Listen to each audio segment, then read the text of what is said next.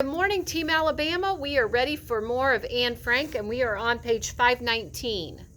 Please find it on page 519 in the first column. Mr. Dussel says, after a man had been downstairs and they heard the noise after Peter fell, Dussel says, I think someday he'll be caught, and then he'll make a bargain with the Green Police, and if they'll let him off, he'll tell them where some Jews are hiding. Okay, so let's add that as a fact. Dussel is afraid that the thief will tell their hiding spot, that they're hiding there. He goes off into the kitchen, and there is a second of appalled silence. Mr. Van Daan, he's right. Anne, Father, let's get out of here. We can't stay here now. Let's go. Mr. Van Daan says, go? Where? Mrs. Frank, yes, where?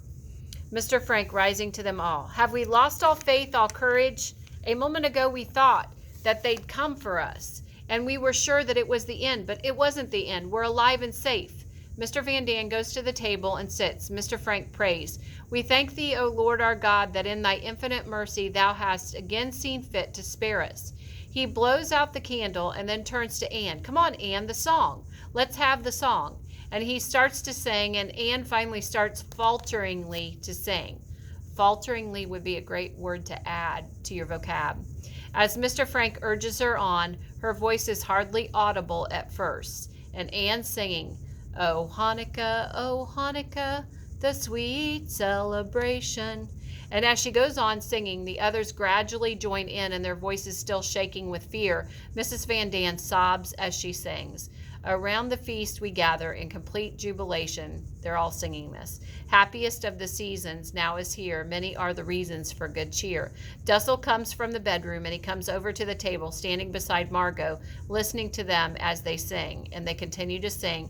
Together we'll weather whatever tomorrow may bring. And as they sing on, the growing courage and light start to dim. So hear us rejoicing and merrily voicing the Hanukkah song that we sing. Hoy, the lights are out, the curtain starts slowly to fall. Hear us rejoicing and merrily voicing the Hanukkah song that we sing. And they are singing as the curtain falls. And so that is the end. And we're ready for Act 2, Scene 1, page 522. In the darkness, we hear Anne's voice again reading from the diary. Anne's voice, Saturday, the 1st of January, 1944. Now, guys, how long have they been in this attic? Okay, they've been there for quite some time, and it's now 1944, and so they're all way over this. Okay, they're starting to get on each other's nerves. They're arguing more. They're fussing at each other. They have the worry that there is the thief that knows that they may be there, and so this is really, really, really scary. Okay, and so they went into hiding. If you look back to page 490, they went into hiding in the early morning of July of 1942, and so we're now at the 1st of January 1944. So another new year has begun, and we find ourselves still in our hiding place. We have been here now a year and 5 months and 25 days. It seems that our life is at a standstill. The curtain rises on the scene, and it is late afternoon, and everyone is bundled up against the cold in the main room. Mrs. Frank is taking down the laundry, which is hung across the back. Mr. Frank sits in the chair down left reading, and Margot is lying on the couch with a blanket over her and the many-colored knitted scarf around her throat. Anne is seated at the center table writing in her diary, and Peter and Mr. and Mrs. Van Daan and Dussel are all in their own rooms reading or lying down. As the lights dim on, Anne's voice continues without a break. Anne's voice, we are all a little thinner. The Van Daan's discussions are as violent as ever. Okay, so they're not discussions, really. They're fights. She's being nice and calling them discussions, but they're fights. So the Van Daans are fighting constantly. It would be a great fact to add. Mother still does not understand me. So Anne and Mom are not getting along any better. There's another fact you can add. But then I don't understand her either. There is one great change, however, a change in myself. I read somewhere that girls of my age don't feel quite certain of themselves and that they become quiet within and begin to think of the miracle that is taking place in their bodies.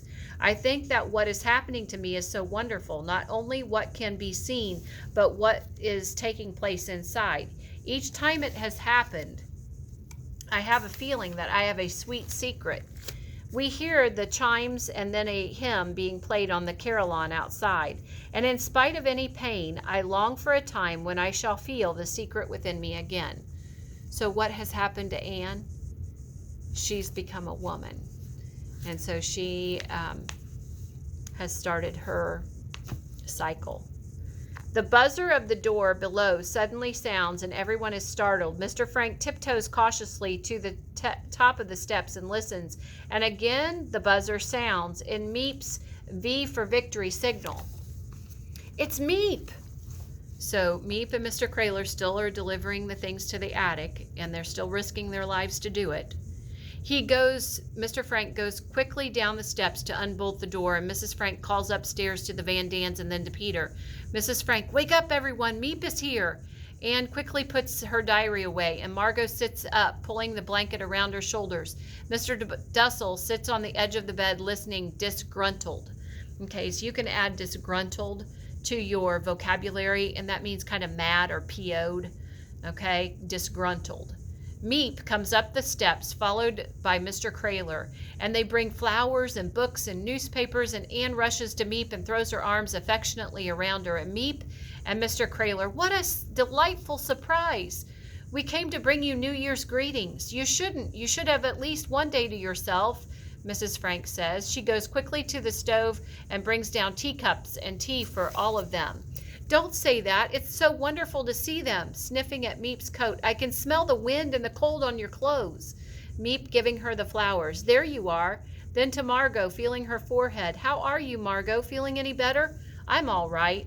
We filled her full of every kind of pill so that she wouldn't cough and make noise. She runs into her room to put the flowers in water, and Mr. and Mrs. Van Daan come from upstairs. Outside there is the sound of a band playing. Mrs. Van Daan, well, hello, Miep, Mr. Kraler, giving a bouquet of flowers to Mrs. Van Daan, with my hope for peace in the new year. Peter, anxiously, Miep, have you seen Mooshy? Have you seen him around here? Anywhere around? I'm sorry, Peter. I've asked everyone in the neighborhood had they seen a gray cat, but they said no. Mrs. Frank gives Miep a cup of coffee, and Mr. Frank comes up the steps carrying a small cake on a plate. Look what Miep's brought for us. Mrs. Frank, a cake. A cake? He pinches Miep's cheeks gaily and hurries up to the cupboard. I'll get some plates, Mr. Van Daan says, always anxious for the food. Dussel, in his room, hastily puts on a coat and starts out to join the others. Thank you, Miepia. You shouldn't have done it. You must have used all your sugar rations for the week. Giving it to Mrs. Van Daan. It's beautiful, isn't it? It's been ages since I ever saw a cake. Not since you brought us one last year without looking at the cake to Miep, remember? Don't you remember you gave us one on New Year's Day? Just this time last year. I'll never forget it because it had Peace in 1943 on it. And she looks at the cake and reads, Peace in 1944.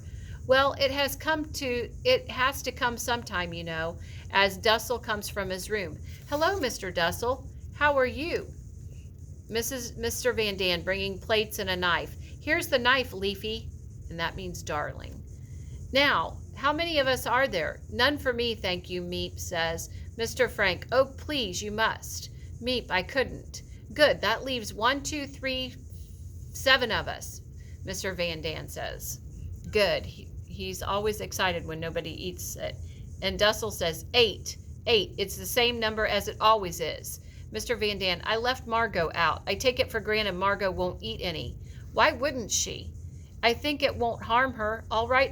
I just didn't want her to start coughing again, that's all. And please, Mrs. Frank should cut the cake, Dussel says. What's the difference? It's not Mrs. Frank's cake, is it, Miep? It's for all of us. Mrs. Frank divides things better.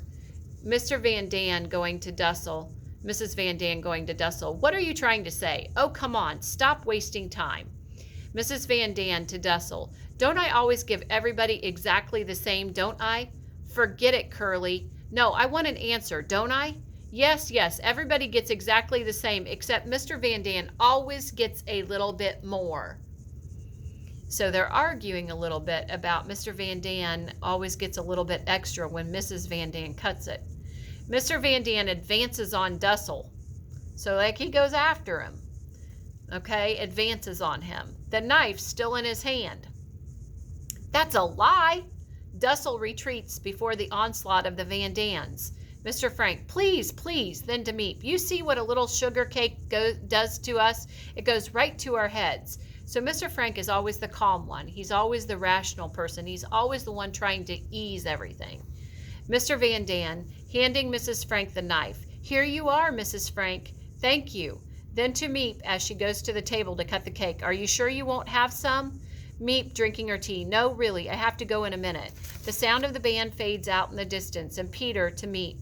Maybe Mooshie went back to our house. They say that cats...